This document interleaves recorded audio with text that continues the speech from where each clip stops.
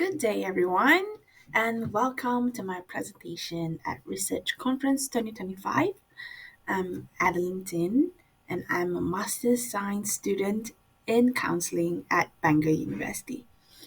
Today, I'm excited to share about my dissertation, which topic cultural dimensions and therapy satisfaction among UK university students.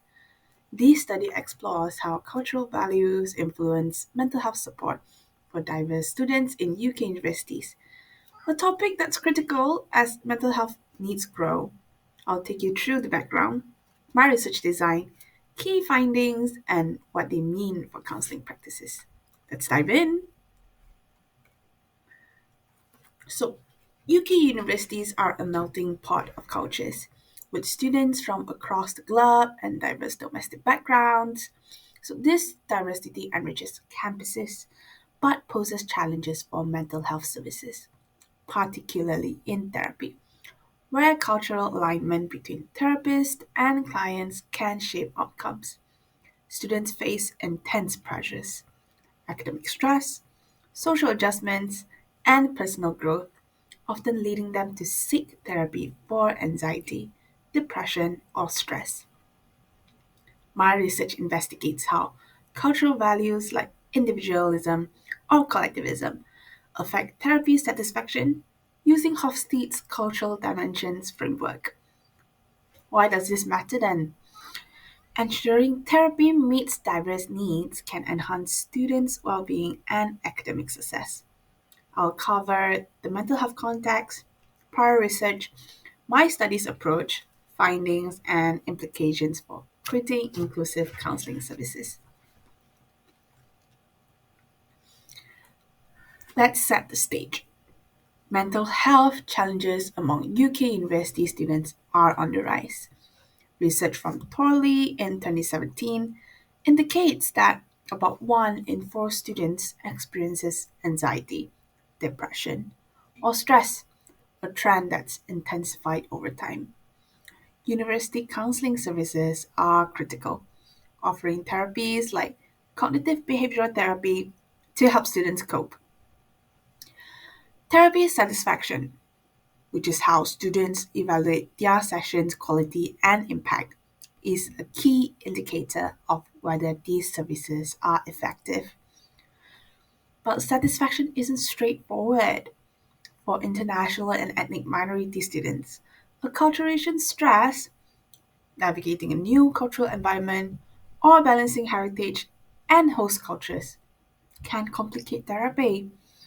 Cultural differences, such as contrasting communication styles or values between therapists and clients, may hinder trust, potentially reducing satisfaction and therapy's overall impact. My study draws on Hofstede's cultural dimensions framework, which contrasts values like individualism, which emphasizes on personal autonomy, and with collectivism, which prioritizes group harmony and interdependence. The literature on this topic is varied. A 2010 study by Leong and colleagues found that Asian American students with collectivistic values who prioritize family and relational harmony reported higher therapy satisfaction when their therapist tailored interventions to include family perspectives or group oriented approaches. In contrast, a 2018 study by Lee and others in Canadian clinics found no significant link between cultural values and satisfaction, suggesting that universal factors like therapist empathy or the strength of the client therapist relationship probably mattered more. Despite these insights, a gap persists.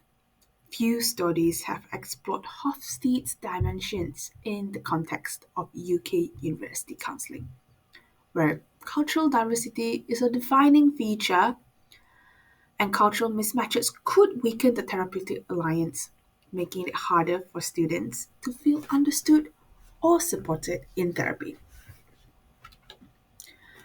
And this brings us to the research gap. So, while Cultural competence in therapy is widely acknowledged. There's a lack of research on how Hofstede's dimensions, like individualism, collectivism, or power distance, shape therapy satisfaction, specifically among UK university students. These students, particularly international and ethnic minority groups, face unique challenges such as acculturation stress or identity conflicts, which influence their therapy expectations. For example, a student from a collectivistic culture might value a collaborative, relational approach, while a therapist trained in Western methods might emphasize individual goals, leading to a disconnect. My research question is there a significant linear relationship between cultural dimensions and therapy satisfaction among UK university students? I hypothesized that cultural mismatches would lower satisfaction, aiming to inform more inclusive counseling practices. To explore this, I conducted a non experimental correlational study with 82 UK university students who had prior therapy experience. I recruited participants through PsyToolkit and SONA, two online platforms using convenient sampling to reach a diverse group. Their ages ranged from 18 to 100, with an average of 27 years and a standard deviation of about 10, reflecting varied life stages. To ensure relevance, I included only current UK students who had received therapy in the UK, confirmed through screening questions. Initially, 130 students responded, but we have to exclude incomplete or ineligible responses, so only 82 remained for analysis. This sample size was determined using the G Power software to ensure statistical power, balancing practical constraints with rigorous design. And this approach captured real world experiences in the UK university settings. In my study, I used two validated scales to measure my variables. Therapy satisfaction was assessed with a satisfaction with therapy and therapy scale, which is revised, or in short, STTSR, developed by Oy and Green in 2008. This scale has 12 items like I was satisfied with the quality of therapy I received, or I feel like my therapist understood me, and they are rated on a 5-point Likert scale from a strongly disagree to a strongly agree. It's highly reliable with a compact alpha of 0.90. On the other hand, cultural dimensions were measured using the individualism and collectivism scale by Trandis and Gelfand in 1998, which includes 16 items across four subscales. The horizontal individualism, which represents uniqueness, vertical individualism, which represents achievement, horizontal collectivism, which represents cooperation, and vertical collectivism, which represents group duty.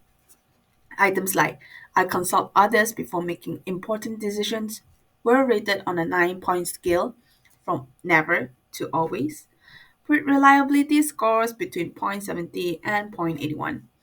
These tools provided a robust way to capture students' cultural values and therapy experiences. Well, now the findings. So I use Spearman's and Pearson's correlations to analyze the data, so that to account for non-normal distributions. And the results were surprising. Most cultural dimensions showed no significant link to therapy satisfaction. And horizontal individualism, which values personal uniqueness, had a correlation of negative 0.015 with a p-value of 0.900, indicating no relationship. Horizontal collectivism, emphasizing cooperation, and vertical collectivism focused on group duty and showed no effect, with p-values of 0.810 and 0.998, respectively. However, vertical individualism, which values personal achievement and competition, was an exception, showing a significant positive correlation with satisfaction with a coefficient of 0.357 and a p-value of 0.001. This suggests that the students who prioritize achievement may find therapy more satisfying, perhaps due to alignment with goal-oriented approaches, and overall cultural dimensions had a limited role in shaping therapy satisfaction. So, why didn't cultural dimensions have a stronger influence? Let's unpack this. The UK's multicultural society is a key factor. Students they navigate a complex blend of individualistic and collectivistic values, creating hybrid identities that don't align strictly with one cultural framework. For instance, a student might value personal autonomy in academic pursuits but prioritize family harmony in personal decisions, blurring traditional cultural lines. And this fluidity likely reduces the impact of cultural mismatches in therapy, as students are accustomed to navigating diverse contexts. Universal therapeutic factors also play a significant role. The therapeutic alliance, which built on trust, empathy, and collaboration, is a powerful driver of satisfaction, as Borden's 1994 work highlights. A therapist's ability to listen actively and validate a student's experiences can transcend cultural differences, making students feel understood regardless of their background. Standardized therapies like cognitive behavioral therapy further minimize cultural barriers by adapting to individual needs, focusing on practical solutions that appeal broadly. My findings challenge the assumption that cultural congruence is always critical, suggesting that in a diverse, multicultural setting like the UK, therapy's universal elements, empathy, trust, and flexibility, are often more salient than specific cultural values. This leads to a broader implication. The UK's multicultural context, where global and local influences converge, reshapes how cultural expectations play out in therapy. Students' fluid identities mean they may not rigidly adhere to individualistic or collectivistic culture or values, but instead adopt a more pragmatic approach, seeking therapy that addresses immediate needs like relief or academic coping. Generational factors also matter. Many UK students belong to the Gen Z, a cohort shaped by globalization and digital connectivity, as Twinge 2017 research notes. This generation often prioritizes practical, outcome focused therapy over cultural alignment, further diminishing the role of cultural dimensions.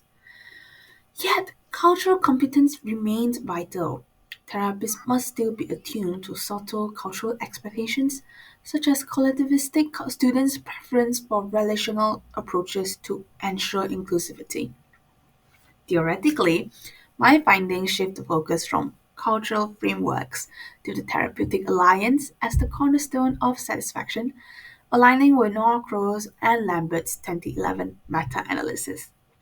This suggests that models of therapy satisfaction should emphasize universal factors while remaining sensitive to diversity.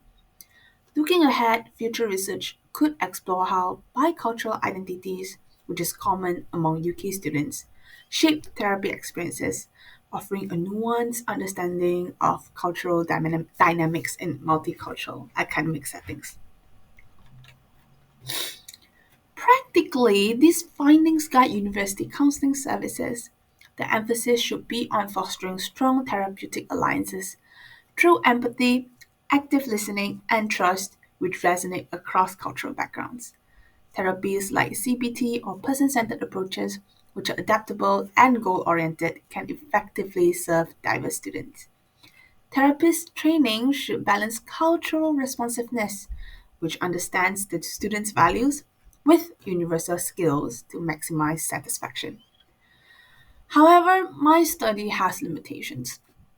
The sample of 82 participants, while rigorously selected, may have been too small to detect subtle cultural effects, potentially missing nuanced relationships. The cross-sectional design also limited insight into how satisfaction evolves over time. Future studies could use larger samples, perhaps 250 or more, or longitudinal designs to track changes across therapy sessions, offering a dynamic view of cultural influences. So, in summary, my study found that cultural dimensions like individualism and collectivism have a limited influence on therapy satisfaction among UK university students. Universal factors like empathy, trust, and adaptable therapies are the key drivers of positive outcomes in this diverse context. The UK's multicultural landscape and students' fluid identities underscore the need for flexible, inclusive counseling that prioritizes the therapeutic alliance. To enhance mental health support, universities should invest in culturally responsive practices while emphasizing universal therapeutic strengths. For future research, I recommend longitudinal studies and tailored measures to explore bicultural identities and evolving cultural influences. Well, thank you for your attention, and I'm more than happy to discuss further. If you would like, you can reach out on my email, which is on the slides, or you can pop any sort of questions in the comment section and I'll address them as soon as I can. Well, the next few slides will be about the references. And before that, I'd love to thank everyone for your attention and thank you for clicking into this video that shows that you definitely showed interest in my research topic, and I'm appreciative of that.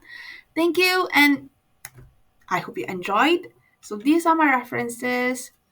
I've used plenty of them to do my research, and I'm more grateful to the people that developed the skills to allow us to use the scale for this research. Thank you, and I'll see you around.